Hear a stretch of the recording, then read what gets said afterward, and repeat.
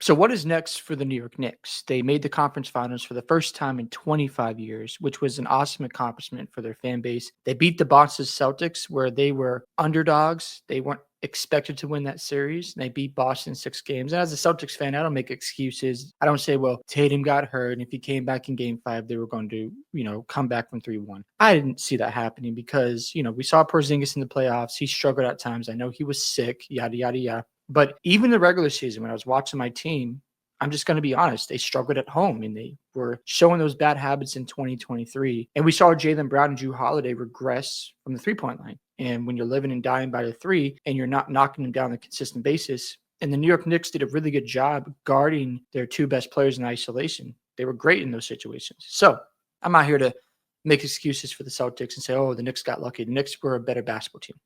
Plain and simple. Now we go to the Indiana series. What really showed up in that matchup was the speed and depth of the Pacers. They played with pace. They wore down the New York Knicks with their full court pressure, and it caught up to them. Now, I understand the Knicks were up by 9 points with 51 seconds left, or 52 seconds, however you want to say it, and they lost game 1. That really set them back, and then you lose game 2, and you're facing an uphill battle. Now, looking at the choice to fire Tom Thibodeau, which I understand for some Knicks fans, you're probably like, well, why not bring him back? You got the conference finals with his coach. Totally understandable if you feel that way. But at the end of the day, when it comes to the Eastern Conference right now, it's wide open. It's anyone's ball game. And you got to look at one major thing that's going on. Where is Giannis heading next? Now, if he heads west, you're good. But if he stays in the East and he's able to form a team that has a championship roster next year, you got to see on top of that. So firing Tibbs, I understand it could be hard for Knicks fans that did like him. He's a defensive specialist. But I think, in my opinion, this was the right move because, again, we talk about the defense, but he doesn't play his guys enough on the bench where he is got, Jalen Brunson, Mikal Bridges, guys logging 40-plus minutes a night. And yes, they didn't have to deal with injuries on this playoff run as much as last year where he was playing the guys and dudes were getting hurt. And it was unfortunate. They would have made the conference finals last year. It just didn't work out for the Knicks because of injuries and so forth. But this year, they did have injury luck on their side. But you go into the offseason and you want to continue to build momentum at this point because really next year should be about making the NBA Finals and winning the championship. That needs to be the goal for the New York Knicks. And I love the focus here. They are trying to win a championship. They believe a new voice is going to be needed. And, Tibbs is a great coach, no doubt about it. He is a floor raiser. I wouldn't say he's a ceiling raiser, but he's good at his job. So sometimes changes need to happen in order to get to that next step. We've seen this with a team like the Boston Celtics in 2023, where they lost in Eastern Conference Finals. They traded away the heart and soul of Marcus Smart. They traded away Malcolm Brogdon. They traded some pieces of Robert Williams III, and they got better. What happened? They won the championship a year later. So for the Knicks, you've got Cat pushing 30. I think he is 30 now. Brunson's going to be pushing 30. Mikal Bridges is going to be pushing 30. And you're going to be paying Mikal and Brunson down the road, so they're not going to be under the second apron forever. So I think it's good to make this move now. A couple of coaches that come to mind is obviously Mike Malone. That's the first guy that comes up. Maybe you see if Sam Cassell wants to come on board, but he usually prefers the assistant role. So I don't know if he'd be tempted. Maybe you reach out to Tyrone Lue for the Clippers. Maybe he's unhappy and he wants to move off the Clippers. I don't know. Those are just a couple names. I would stay away from Doc Rivers. Stay away from him. Or maybe you get an assistant coach who has been really good on the sideline next to the head coach, and you go from there. So not sure what the Knicks are going to do, but the biggest thing is making sure that you have more diversity on offense. There's too many times in the playoffs where Cat and Brunson were playing your turn, my turn basketball. And when they were running offense, they were getting really good looks, whether it's Mikal Bridges in the mid-post area. I feel like when Mikal Bridges was in the post, he was making a lot of his mid-range shots, but he did not get enough touches during the stretches of games. And there were situations where Cat was driving down here. And I thought Cat was really good. I think the Knicks need to utilize him more off pick and pop situations. They need to have him playing out of the post more often. But overall, I don't have a lot of complaints about Cats because he was crashing the glass. He was rebounding the basketball, playing bully ball for the most part. You could have, some gripes about a few games, but I thought overall he was aggressive. I understand the foul trouble is frustrating to watch, but I think what will help the Knicks next is to have more depth on the roster.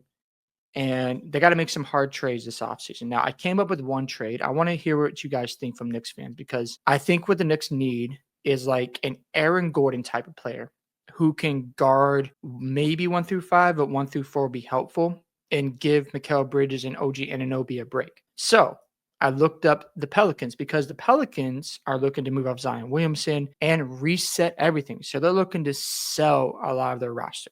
So if I'm the Knicks, I am calling the Pelicans GM and I'm coming up with a trade package. So here's what I came up with. Actually, let me move my screen here. Actually, I'll just add the team again. So here's what I came up with: the Knicks and the Pelicans. And again, this is what I thought would be realistic for both teams. So the first guy up is Josh Hart. So he's got to go. So let's put Josh Hart here. And then Beauchamp and Tyler Kolek. I know he is going to be a sophomore, but just to be realistic here with this trade. Herb Jones. I think a versatile wing like him would be perfect on defense because what's going to help Cat and Brunson is to have another defensive presence out there. That's going to help tremendously. Herb Jones fits the spot. Another guy I was thinking of, Misi. He's a rookie. He was averaging 9 points and eight rebounds a game. He played 73 games. And we know the durability problems of Mitchell Robinson. I love when he's available, but it's hard to trust his health. And then the next guy I added was Hawkins and Alvarado. I think Alvarado is a better player as a backup point guard, in my opinion, than Campaign. So you bring these guys on, and it does fit the salaries. Remember, the Pelicans are over the tax limit, so you're able to match the salaries. I think this is perfect. And then, of course, with the Pelicans, you get two guys who are young guys, and it's like, okay, just fillers on the roster. Josh Hart's a veteran player, and he goes down there and thrives with the Pelicans. But what you bring back is bench help. Alvarado, your backup point guard. Misi, a second center.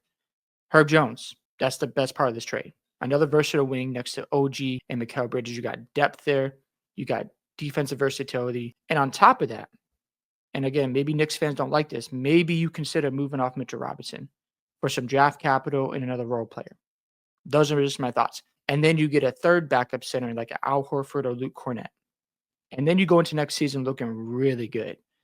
So that was the trade package I came up with. I think they do need another wing, in my opinion, and they need a backup point guard. And then the big man position, it's tricky because, I say I'll get these versatile wings, yada, yada, yada, but the best versatile wing out there is probably Bam Adebayo, outside of like an Al Horford, but he's older in age. Trying to think of some other guys out there that are not like your traditional centers. Could try Mark Williams, but I know he felt his physical. He's unproven.